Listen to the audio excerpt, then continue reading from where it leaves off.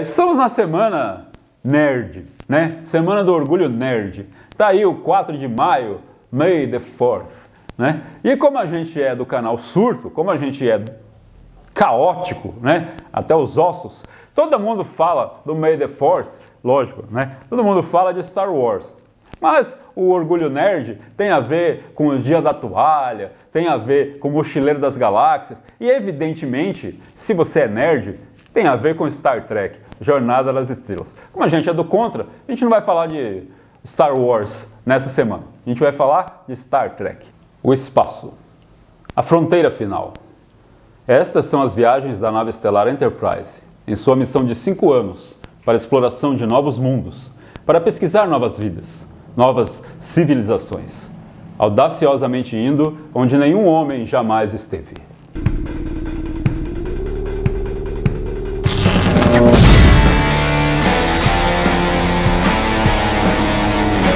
Então, primeiramente eu gostaria de dizer que essa abertura é a abertura original, é o texto original do Jornada nas Estrelas, a série clássica, que foi ao ar nos anos 60, nos Estados Unidos, e estreou por aqui nos anos 70, por aí. E essa abertura é a abertura clássica, né, a dublagem da AIC São Paulo, dos anos 60. E essa fala do Capitão Kirk termina dizendo aonde nenhum homem jamais esteve. Depois, 78 anos depois, com a nova geração, o Capitão Picard repete esta frase, mas ele diz aonde ninguém jamais esteve. E o homem aqui, onde nenhum homem jamais esteve, entra como a humanidade, né, como o ser humano, o Homo sapiens. Tudo bem? Para não gerar polêmica, né? Porque o canal do Caos adora tocar uma polêmica. Tudo bem. A série clássica de Jornada nas Estrelas estreou nos anos 60, como eu disse, em 1966. O primeiro episódio, o episódio piloto, a Paramount assistiu e achou ruim. Disse que o episódio era muito cerebral, era uma coisa muito complicada, que as pessoas não iam gostar e vetaram o episódio. Aí o Gene Roddenberry resolveu criar um outro episódio, reescrever e tal, colocou uma coisa mais emocionante, mais dinâmica, com mais lutas e tal. E aí Star Trek então passou. A Paramount resolveu que valia a pena fazer um episódio, né, uma série sobre uma viagem estelar, com uma tripulação absolutamente heterogênea, né? Você tem japonês, você tem russo, você tem etnias diferentes a bordo da Enterprise, né? E o primeiro episódio, na verdade, ele tinha um Spock sorridente, era um Spock que tinha emoções, né? A série clássica, os senhores sabem, tinha aquele trio mais famoso, Kirk, McCoy e Spock, né? O Capitão Kirk, o Sr. Spock e o Dr. McCoy. E o Spock era um cara mais emotivo, ele dava risada e tal. E a Paramount também achou que o Spock, com aquelas orelhas pontudas, passava uma imagem assim muito satânica. Então também não gostaram disso. E a Majel Roddenberry, que era a mulher do Gene Roddenberry, o criador da série, era então a primeira oficial, era a segunda em comando. Para uma mulher, na época, nos anos 60, aquilo era um avanço, né? Na verdade.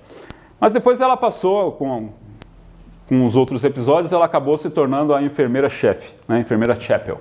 E ela dublou o computador da Enterprise praticamente em todas as séries, é a voz dela que a gente ouve nos computadores. Inclusive, nesse episódio que não passou, o capitão da Enterprise ainda não era o Capitão Kirk, era o Capitão Christopher Pike, né? E depois chamaram o William Shatner na sequência para fazer o capitão, que é o Capitão Kirk, que a gente conhece.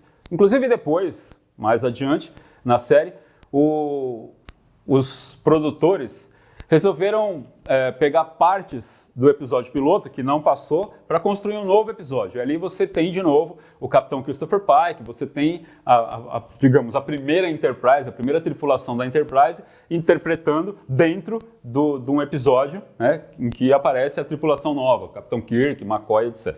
Né? Isso é bastante interessante. A série fez bastante sucesso porque os episódios eram muito inteligentes, né? Apesar de a série ser datada, né, os efeitos especiais, o enquadramento, as lutas, né? A coisa é meio engraçada, fica meio tosco, na verdade. Mas a série faz muito sucesso por causa dos roteiros. São roteiros inteligentes, são roteiros que passam esperança, que passam ética, são roteiros muito bacanas. Por isso a série faz tanto sucesso. até hoje, né? Depois da série clássica, nós tivemos a nova geração, e Deep Space Nine, e a linha Kelvin. Eu vou explicar ao longo desse vídeo, né? E outra coisa que eu gostaria de explicar é que em vídeos anteriores a gente falou dos uniformes, né, dos caras de vermelho e etc. Na verdade, é claro que a gente não estava aqui usando nenhum uniforme real, né, nenhum cosplay de Star Trek. Mas na verdade a gente estava fazendo uma galhofa sobre os caras de vermelho e os comandos de amarelo, né? Na verdade, os episódios subsequentes à série, então, evoluiu e o vermelho acabou se tornando a cor do comando. Então, aquela galhofa de que o cara de vermelho sempre morria, escorreu pelo ralo. Porque, na verdade, os comandantes, os capitães, os uniformes acabaram sendo vermelhos, né? E mudaram as cores. Mas isso, mudaram o código de cores. Então, isso é coisa para outros episódios. Na série clássica, a gente tem uma das piores cenas de luta que você já viu no cinema, na série, em qualquer lugar que você já tenha visto alguma mídia pop, né? A pior cena de luta acontece entre o Capitão Kirk e uma criatura chamada Gorn. É um episódio da primeira temporada, o episódio 18, chamado Arena. Se vocês tiverem a oportunidade de assistir, por favor, assistam, porque é uma cena de luta. Vou pedir para a molecada colocar aqui um clipe da cena do Capitão Kirk lutando contra o Gorn. É uma coisa grotesca. Você imagina como que isso é uma cena de luta de um seriado de televisão.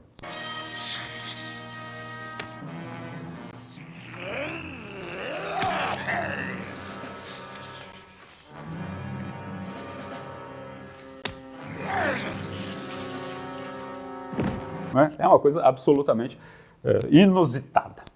Por outro lado, né, nós temos o melhor episódio de Jornada nas Estrelas, que é A Cidade à Beira da Eternidade. Esse é o episódio 28 da primeira temporada. Na Cidade à Beira da Eternidade, você tem o Portal do Tempo, o Dr. McCoy. Ele meio que enlouquece, pula no Portal do Tempo e vai parar na Terra ali nos anos que precedem a Segunda Guerra Mundial. E aí, é claro, o Capitão Kirk e o Sr. Spock pulam no Portal da Eternidade e vão atrás do Dr. McCoy, né? Aí chegando lá, acontece alguma coisa. Obviamente, o Capitão Kirk se apaixona por uma moça lá, uma tal de Edith Keller, né? E, sem querer dar muito spoiler, o que acontece? A Edith Keller é uma pacifista, né?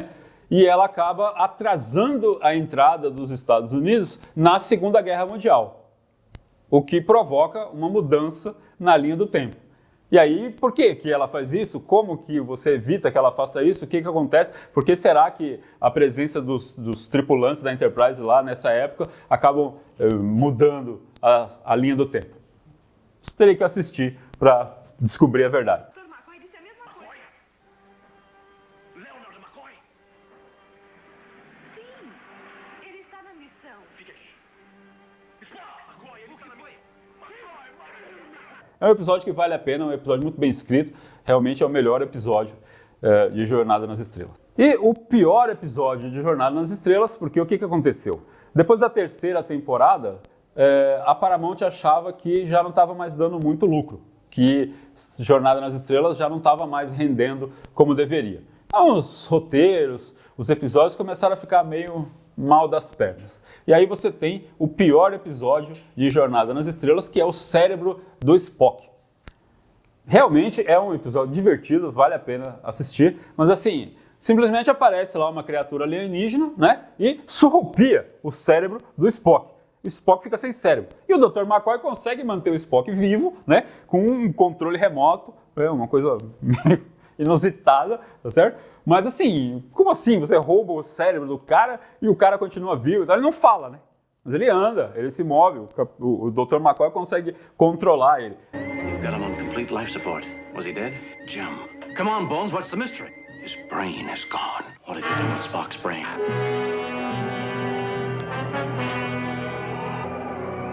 É um episódio assim, absolutamente nonsense, né? Um episódio meio sem pé nem cabeça. Mas em 1969, a Paramount achou que Jornada nas Estrelas já não estava rendendo quanto deveria. O que eles fizeram? Na tentativa de cancelar a série sem muito alarde, eles mudaram o horário de transmissão, jogaram para um horário tarde da noite, um horário que já ninguém assistia, para justamente justificar que a série já não estava rendendo tanto. E aí, em 1969, a série foi cancelada. Mas esse ainda não foi o fim de Jornada nas Estrelas. Me acompanha que a gente vai contar para onde que essa história foi.